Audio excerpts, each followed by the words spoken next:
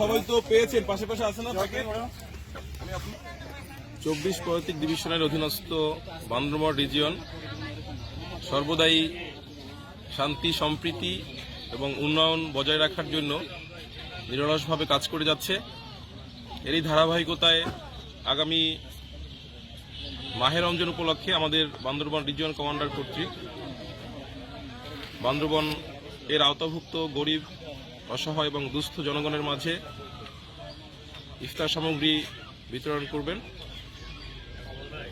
এবং এ ধরনের ইফতার সামগ্রী বিতরণ সহ অন্যান্য সেবামূলক কার্যক্রম জাতি, বর্ণ, ধর্ম নির্বিশেষে সকল মানুষের উন্নয়নের জন্য বান্দরবান রিজিয়ন সর্বদা প্রস্তুত থাকবে ইনশাআল্লাহ।